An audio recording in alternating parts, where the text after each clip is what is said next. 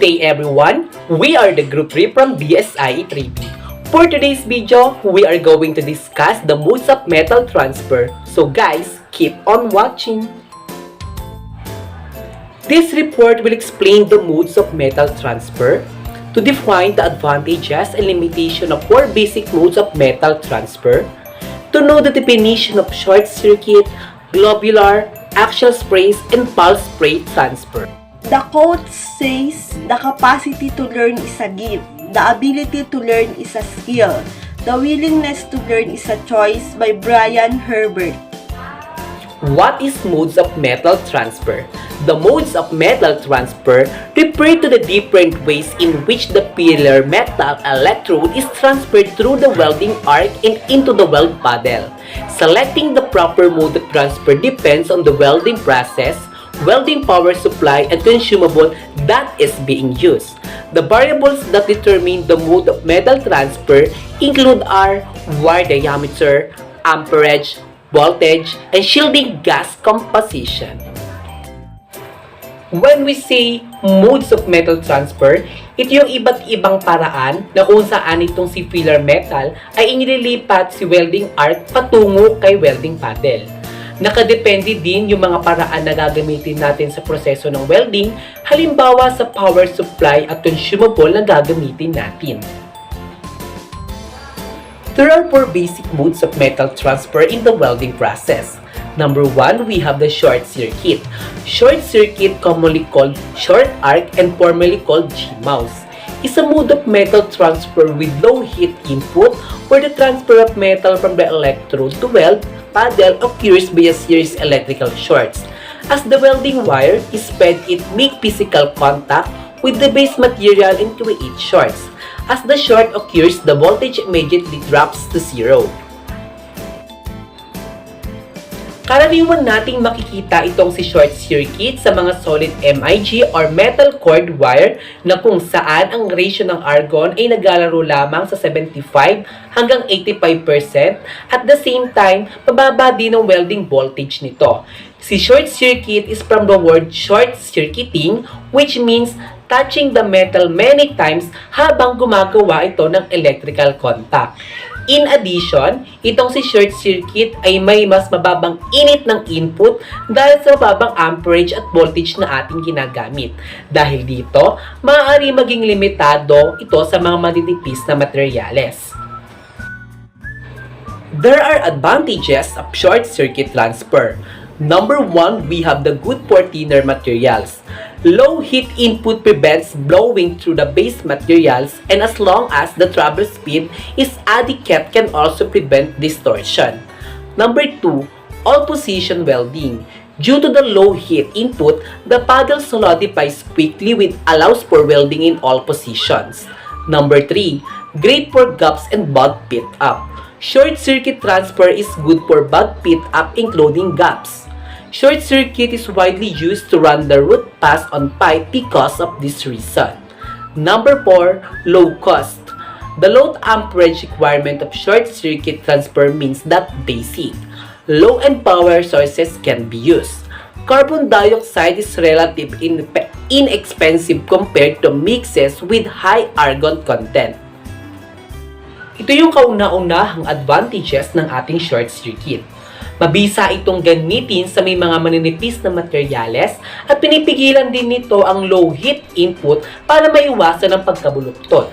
Number 2, dahil sa mas mababang heat input, itong si paddle ay mas mabilis na nagpapunction para magawa natin ang lahat ng position sa welding.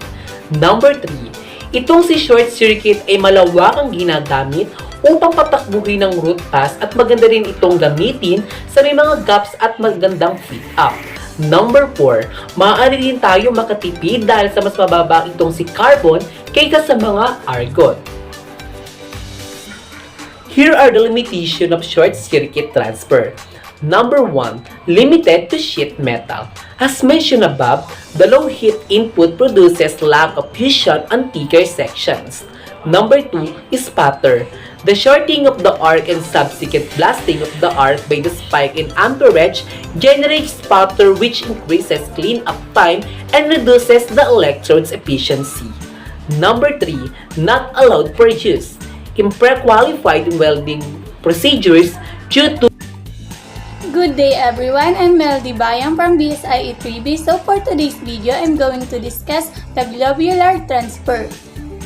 There are 4 basic modes of transfer in the welding process: short circuit, globular, axial spray, and pulse spray.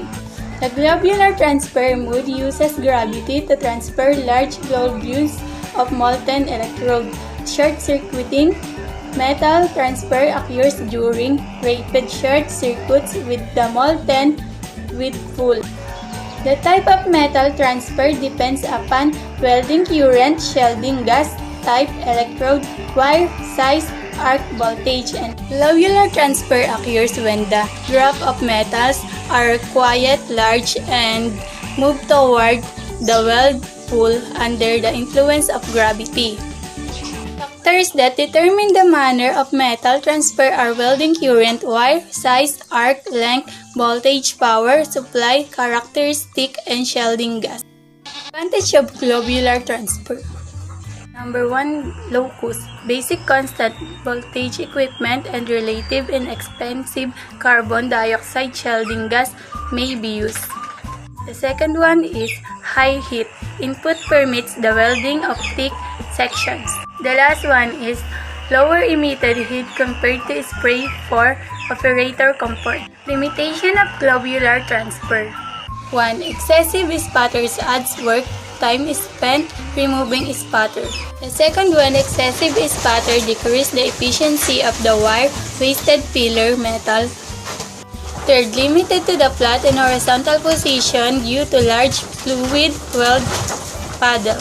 And the last one is erratic or inconsistent arc. What is axial spray transfer? Axial spray transfer is one of the 3 primary methods of metal transfer in MIG welding. Axial spray methods deposit wire electrode as a stream of small molten droplets. The droplets are sprayed along the axis of the arc, which means that axial spray transfer is also known as the spatter.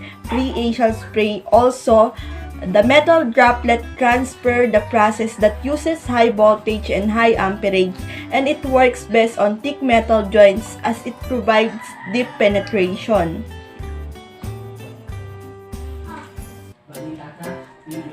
Advantages of axial spray transfer.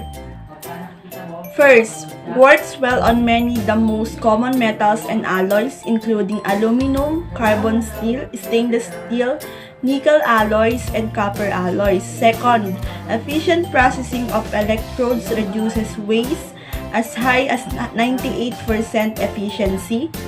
Third, consistency and control of spray reduces spatter and slag. Fourth, suitable for thick metals in the flat and horizontal position. Fifth, high heat input which can provide deep penetrating welds. Sixth, higher feed speeds, amperage produce high deposition rates which increase productivity. 7. Very clean spatter pre-welds possible. 8. Good choice for thicker sections or 1/4 inch and thicker. Last, allows for use of pre-qualified welding procedures. Axial spray produce.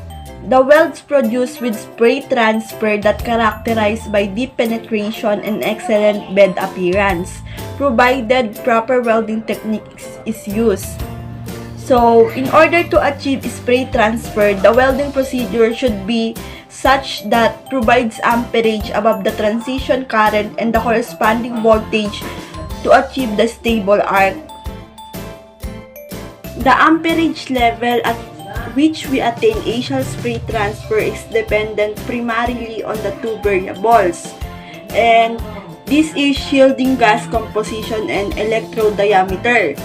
So, it says that as we learn when the mode of transfer is directly influenced by the amperage, voltage, and current shielding gas composition in order to achieve spray transfer, the shielding gas should contain at least 80% argon or with the balance being most commonly carbon dioxide and in some cases oxygen is most lower.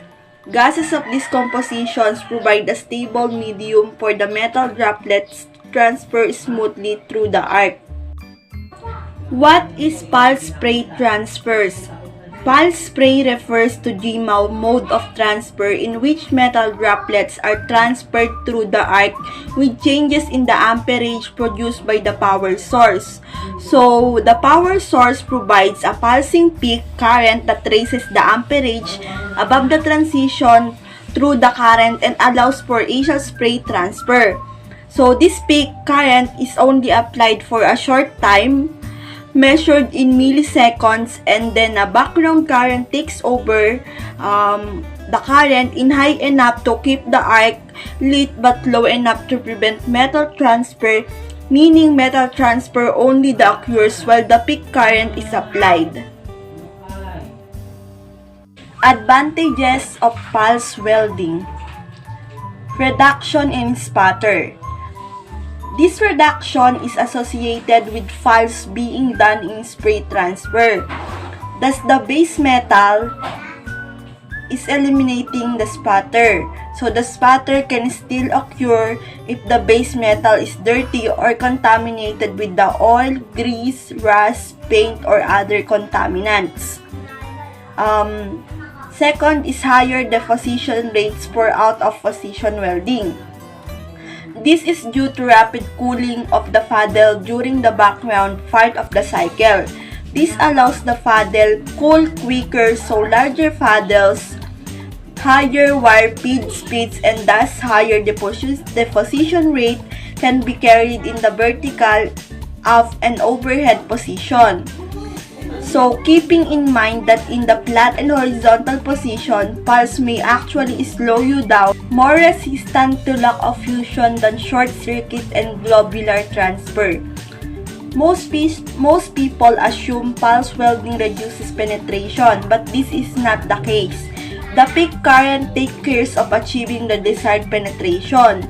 So, the decrease in the average amperage should not be seen as decrease in the pulse welding's ability to achieve deep penetration of the four modes of metal transfer. Only spray can achieve the same better levels of penetration than pulse spray. Reduction in overall heat input. This has a couple huge benefits. First, you may reduce the size of the heat affected zone, which is especially important in certain types of materials. Second, by reducing total heat input, you can reduce distortion. However, pulse should not be your first option when distortion is an issue. Understanding distortion is critical. Good on thin materials. At a given wire feed speed, pulse will have a lower average amperage than the other mode of transfer. This is very useful when welding sheet metal. Short arc is great on thinner materials, but it is typically very slow. Pulse welding can increase productivity on these thin materials.